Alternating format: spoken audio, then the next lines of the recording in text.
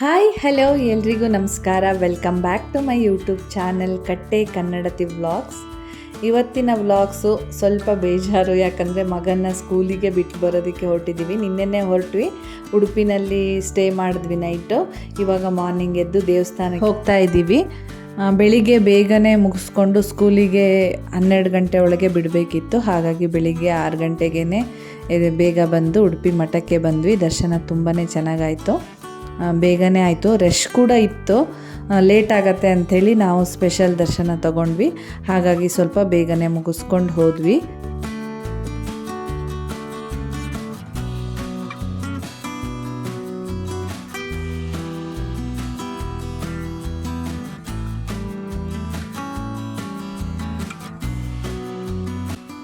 ಉಡುಪಿ ಮಠಕ್ಕೆ ಹೋಗೋದು ಮತ್ತು ಶ್ರೀಕೃಷ್ಣ ದೇವರ ದರ್ಶನ ಏನೋ ಒಂಥರ ಮನಸ್ಸಿಗೆ ಖುಷಿ ಸಿಗತ್ತೆ. ಯಾಕಂದರೆ ನಾವು 1 ವರ್ಷ ಉಡುಪಿನಲ್ಲಿದ್ವಿ. ಬೆಂಗಳೂರಿಂದ ಟ್ರಾನ್ಸ್ಫರ್ ಆಗಿ ನಾವು ಉಡುಪಿಗೆ ಬಂದಿದ್ವಿ ಹುಬ್ಳಿಗೆ ಬರೋಕ್ಕಿಂತ ಮುಂಚೆ. ನನ್ನ ದೊಡ್ಡ ಮಗ ಚಿಕ್ಕದೊಂದು ಕೃಷ್ಣನ ಫೋಟೋ ಬೇಕು ಹಾಸ್ಟೆಲ್ನಲ್ಲಿ ಇಟ್ಕೊಳ್ಳೋಕ್ಕೆ ಅಂತ, ಹಾಗಾಗಿ ಒಂದು ಚಿಕ್ಕ ಫೋಟೋ ತೆಕ್ಕೊಟ್ವಿ ಅವನಿಗೆ.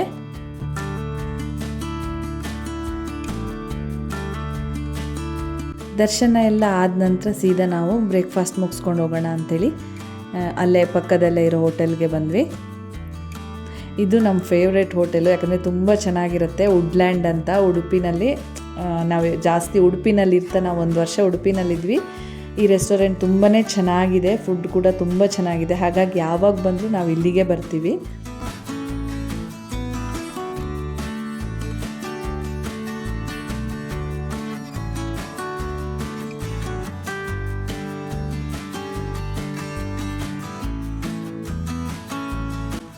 ಈ ರೆಸ್ಟೋರೆಂಟ್ನಲ್ಲಿ ನಮ್ಮ ಟ್ರೆಡಿಷನ್ ಫುಡ್ ತುಂಬಾ ಚೆನ್ನಾಗಿ ಸಿಗ್ತವೆ. ನಾನು ಈ ಮೂಡೆ ಕೊಟ್ಟೆ ಅಂತ ಹೇಳ್ತೀವಿ ನಮ್ಮ ಕಡೆ, ಅದು ನಂಗೆ ತುಂಬಾ ಇಷ್ಟ.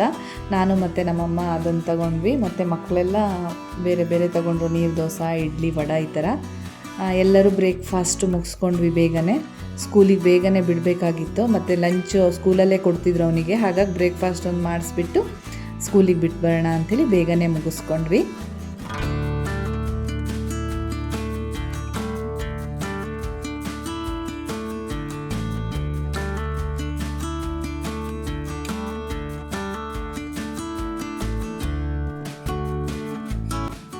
ಬ್ರೇಕ್ಫಾಸ್ಟ್ ಆದಮೇಲೆ ಒಂದು 11 ಗಂಟೆ ಹಾಗೆ ನಾವು ಉಡುಪಿಯಿಂದ ಹೊರಟ್ವಿ.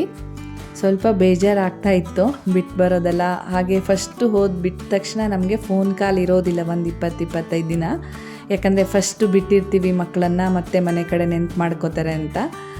ಫಸ್ಟ್ ಬಿಟ್ಟಿರೋ ಮಕ್ಕಳಿಗೆ, ನನ್ನ ಮಗಂಗಾದರೆ 1 ವರ್ಷ ಆಗಿತ್ತಲ್ಲ ಕಂಪ್ಲೀಟು. ಹಾಗಾಗಿ ಅವನು ಖುಷಿಯಾಗೇ ಇದ್ದ, ಏನೂ ತೊಂದರೆ ಇರಲಿಲ್ಲ. ಬೇರೆ ಮಕ್ಕಳು ಸ್ವಲ್ಪ ಫಸ್ಟ್ ಬಂದಿರೋರಿಗೆ ಬೇಜಾರಾಗತ್ತೆ ಅಂತ ಬೇಗ ಫೋನ್ ಕಾಲ್ಸ್ ಕೊಡಲ್ಲ. ಹಾಗೆ ಮಕ್ಕಳನ್ನೆಲ್ಲ ಲಗೇಜ್ ಚೆಕಪ್ ಮಾಡ್ತಾರೆ. ಏನು ಡ್ರೈ ಫ್ರೂಟ್ಸ್ ಆಗಲಿ, ಯಾವುದೇ ರೀತಿ ತಿಂಡಿಗಳು, ಜಂಕ್ ಫುಡ್ಡು ಇಟ್ಕೊಳ್ಳೋ ಹಾಗಿಲ್ಲ. ಯಾಕಂದರೆ ಎಲ್ಲ ರೀತಿ ಒಳ್ಳೆ ಫುಡ್ಡು, ಪೋಷಕಾಂಶ ಇರೋವಂಥದ್ದೇ ಕೊಡ್ತಾರೆ. ಮಕ್ಕಳು ಹೊರಗಡೆ ತಿಂಡಿ ತಿನ್ನಬಾರ್ದು ಅನ್ನೋದು ಅವ್ರ ಮುಖ್ಯ ಉದ್ದೇಶ. ಹಾಗಾಗಿ ಅವರು ಎಲ್ಲ ಫುಲ್ ಬ್ಯಾಗು ಚೆಕ್ ಮಾಡಿ ಎಷ್ಟು ಬಟ್ಟೆ ಕೊಡಬೇಕೋ ಅಷ್ಟೇ ಕೊಟ್ಟಿರಬೇಕು. ಅವ್ರು ಏನೇನು ಲೀಸ್ಟ್ ಕೊಟ್ಟಿರ್ತಾರೋ ಅಷ್ಟೇ ಕೊಡಬೇಕು, ಅದಕ್ಕಿಂತ ಒಂದು ಎಕ್ಸ್ಟ್ರಾ ಇರೋ ಹಾಗಿಲ್ಲ. ಹಾಗಾಗಿ ಪ್ರತಿ ಬ್ಯಾಗ್ ಫುಲ್ ಎಲ್ಲದು ಚೆಕ್ ಮಾಡೇ ಬಿಡ್ತಾರೆ. ಇದು ನನ್ನ ಭಾವನ ಮಗಳು, ನಮ್ಮ ಮನೆಯವ್ರ ಅಣ್ಣನ ಮಗಳು. ಅವಳು 10th ಇರೋದ್ರಿಂದ ಅವಳನ್ನ ಮೊದಲಿನ ದಿವಸನೇ ಬಿಟ್ಟಿದ್ರು. ಹಾಗಾಗಿ ಅವಳು ಮತ್ತೆ ಅಪ್ಪ ಅಮ್ಮನ ಹತ್ರ ಫೋನ್ ಮಾಡಿ ಕೊಟ್ವಿ ಮಾತಾಡೋದಕ್ಕೆ. ಫೋನ್ ಮಾಡಿ ಮಾತಾಡಿದ್ಲು ಅವಳು. ಹಾಗೆ 2 ಗಂಟೆ ತನಕ ಇದ್ದು ಮಗನ ಬಿಟ್ಟು ನಾವು ಹೊರಟ್ವಿ.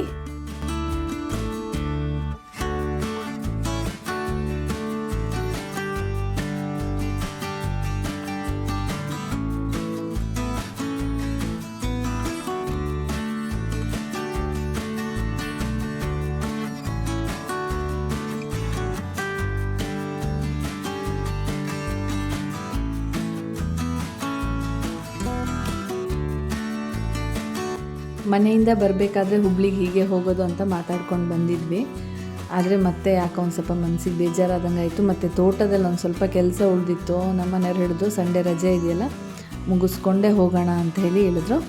ಹಾಗಾಗಿ ನಾವು ವಾಪಸ್ ಬಂದ್ವಿ, ಊರಿಗೇ ಬಂದ್ವಿ.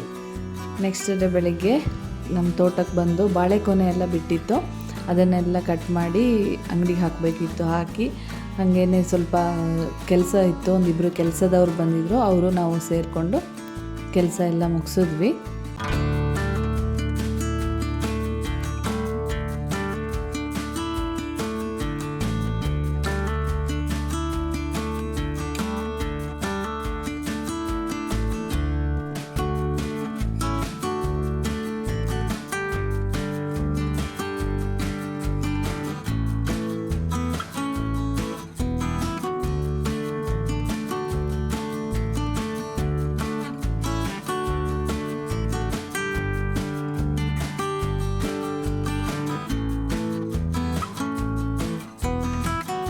ಮಳೆ ಗಾಳಿ ತುಂಬ ಶುರು ಆಗಿತ್ತು ಆಲ್ರೆಡಿ, ಹಾಗಾಗಿ ಬಾಳೆ ಮರಗಳೆಲ್ಲ ಮುರಿದು ಅಡಿಕೆ ಮರದ ಮೇಲೆ ಬಿದ್ದಿತ್ತು ಕೊನೆಗಳೆಲ್ಲ.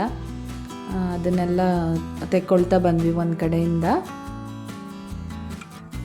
ಸೊಳ್ಳೆಗಳ ಕಾಟನೂ ತುಂಬಾ ಜಾಸ್ತಿ ಇತ್ತು, ನಿತ್ತಲ್ಲೇ ಬಂದು ಹಾಗೆ ಕಚ್ಚಿಬಿಡೋವು. ಹಾಗಾಗಿ ಬೇಗ ಮಧ್ಯಾಹ್ನನೇ ಮುಗಿಸ್ಕೊಂಡು ಹೊರಡೋಣ, ಮತ್ತು ಹುಬ್ಳಿಗೆ ಹೋಗೋದಕ್ಕೂ ಲೇಟ್ ಆಗುತ್ತೆ ಅಂತ ಬೇಗ ಮುಗಿಸ್ಕೊಂಡು ಹೊರಗಡೆಯಿಂದನೇ ಊಟ ತಂದರು. ಯಾಕಂದರೆ ಮನೆಯಿಂದ ಬರ್ತಾ ಊಟ ತೊಗೊಂಬಂದಿರಲಿಲ್ಲ. ಹಾಗಾಗಿ ಅಲ್ಲೇ ಸ್ವಲ್ಪ ಹತ್ರದಲ್ಲೇ ಒಂದು ಹೋಟೆಲ್ ಇದೆ, ಅಲ್ಲಿಂದನೇ ಊಟ ತೊಗೊಂಬಂದರು. ಮಧ್ಯಾಹ್ನ ಊಟ ಮುಗಿಸ್ಕೊಂಡು ಮಧ್ಯಾಹ್ನದ ನಂತರ ಅಲೋವೆರಾ ಗಿಡ ತಂದಿದ್ದೆ. ನಮ್ಮ ಮನೇಲಿ ತುಂಬ ಪಾಟಲ್ಲಿ ಬೆಳೆದು ಜಾಸ್ತಿ ಆಗಿತ್ತು, ಒಂದು 15 ಗಿಡ ಹಂಗೆ ಎಕ್ಸ್ಟ್ರಾ ಬೆಳೆದಿತ್ತು. ಅದೆಲ್ಲ ತೋಟದಲ್ಲಿ ನೆಟ್ಟರೆ ಚೆನ್ನಾಗಿ ಬೆಳ್ಕೊಳ್ತಾ ಹೋಗುತ್ತಲ್ಲ, ಹಾಗಾಗಿ ತೊಗೊಂಬಂದಿದ್ದೆ, ಹಾಳು ಮಾಡೋದೇನಕ್ಕೆ ಅಂತ ಹೇಳಿ ಅದನ್ನೆಲ್ಲ ನೀಟಾಗಿ ನೆಟ್ಟೆ ಬೇಲಿ ಹತ್ರ ಎಲ್ಲ.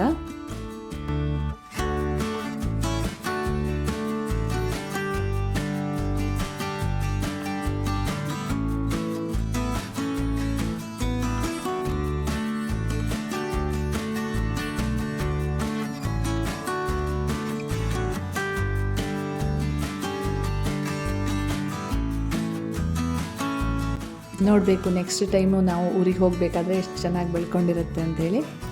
ಹಾಗೇ ಮಳೆ ಬರ್ತಾಯಿದೆ, ಬೇಗನೆ ಹೋಗೋಣ ಅಂಥೇಳಿ ಎಲ್ಲ ಐಟಮ್ಸ್ ಎಲ್ಲ ತಂದಿರೋದೆಲ್ಲ ನಾನು ಬೇಗ ಬೇಗ ಪ್ಯಾಕ್ ಮಾಡಿಕೊಂಡೆ.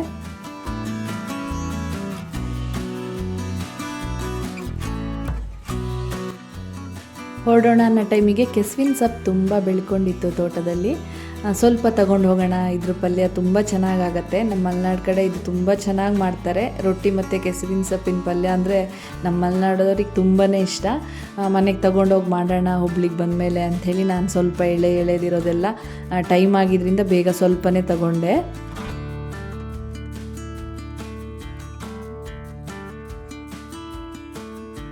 ತೋಟದಿಂದ ಮುಗಿಸ್ಕೊಂಡು ನಮ್ಮದು ಇದು ಕೆಳಗಡೆ ನನ್ನ ಹಸ್ಬೆಂಡ್ ಮನೆ, ಇದು ಹಳೆ ಮನೆ, ಇದರಲ್ಲಿ ಯಾರೂ ವಾಸ ಇಲ್ಲ. ಹಳೇದು ಮೊದಲು ತೋಟದ ಹತ್ರ ಮನೆ ಇತ್ತು.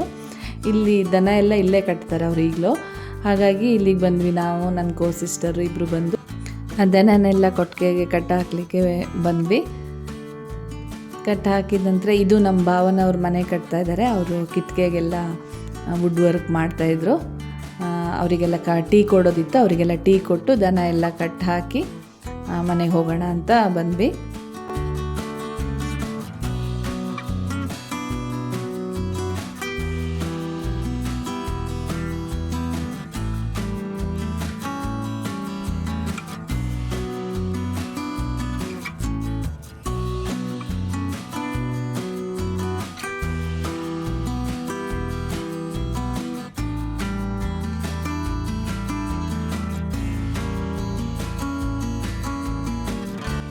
ಹಾಗೆ ಇದೊಂದು ದನ ಹಾಲು ಕೊಡೋದ್ರಿಂದ ಇದನ್ನು ಮನೆಗೆ ತೊಗೊಂಡೋಗಿ ಕಟ್ಕೊಳ್ತೀವಿ. ಸಂಜೆ ತೊಗೊಂಡು ಹೋದ್ವಿ ಮನೆಗೆ. ಮತ್ತು ನಾನು ರಾತ್ರಿ ಅಮ್ಮನ ಮನೆಗೆ ಬಂದು ಉಳ್ಕೊಂಡಿದ್ವಿ. ಬೆಳಿಗ್ಗೆ ದೇವ್ರ ಹರಕೆ ಇತ್ತು ಅಂಥೇಳಿ. ಹಾಗೆಯೇ ಮಾರನೇ ದಿನ ಬೆಳಿಗ್ಗೆ ಹೊರಟ್ವಿ, ಅಮ್ಮಂಗೆ ಬಾಯ್ ಹೇಳಿ ಹೊರಟ್ವಿ. ಮಗನ ಬಿಟ್ಟು ಬಂದಿದ್ದು ಒಂದು ಕಡೆ ಬೇಜಾರಿತ್ತು, ಇನ್ನೊಂದು ಕಡೆ ಹುಬ್ಳಿಗೆ ಹೋಗಬೇಕು ಅನ್ನೋದು ಬೇಜಾರು. ಮಳೆನೂ ಶುರುವಾಗಿತ್ತು, ಜಾಸ್ತಿನೇ ಇತ್ತು. ನಮ್ಮ ಮಲೆನಾಡು ಅಂದರೆ ಗೊತ್ತಲ್ಲ, ಬೆಳಿಗ್ಗೆಯಿಂದನೇ ಮಳೆ ಸುರಿತಾ ಇತ್ತು. ಬೇಜಾರಿದ್ರು ಹೋಗಲೇಬೇಕಲ್ಲ, ಹಾಗೆ ಹೊರಟ್ವಿ. ಇಲ್ಲಿಗೆ ನಾನು ಇವತ್ತಿನ ವ್ಲಾಗನ್ನು ಎಂಡ್ ಮಾಡ್ತಾ ಇದ್ದೀನಿ. ನಿಮಗೆ ನನ್ನ ವೀಡಿಯೋಸ್ಗಳು ಇಷ್ಟ ಆಗ್ತಾಯಿದ್ರೆ ಚಾನಲ್ನ ಸಬ್ಸ್ಕ್ರೈಬ್ ಮಾಡಿ, ವಿಡಿಯೋನ ಸ್ಕಿಪ್ ಮಾಡದೆ ನೋಡಿ. ಇನ್ನು ಯಾವ ರೀತಿ ಇಂಪ್ರೂವ್ ಮಾಡ್ಕೋಬೋದು ಅಂತಲೂ, ನಿಮ್ಗೆ ಯಾವ ರೀತಿ ಇಷ್ಟವಾದ ವೀಡಿಯೋಗಳು ಮಾಡ್ಬೋದು ಅಂತಲೂ ನೀವು ಕಮೆಂಟ್ ಮೂಲಕ ತಿಳಿಸಿ. ಹಾಗೆಯೇ ನಾನು ಹೆಚ್ಚಿನದಾಗಿ ಇನ್ನು ಮುಂದೆ ವಿಲೇಜ್ ಲೈಫ್ ಸ್ಟೈಲ್ ವಿಡಿಯೋ ಮಾಡಬೇಕು ಅಂತ ಇದ್ದೀನಿ. ಮಾಡ್ತೀನಿ ಖಂಡಿತ. ಅಲ್ಲಿ ತನಕ ನನಗೆ ದಯವಿಟ್ಟು ಸಪೋರ್ಟ್ ಮಾಡಿ. ಎಲ್ರಿಗೂ ಮತ್ತೊಮ್ಮೆ ಧನ್ಯವಾದಗಳು.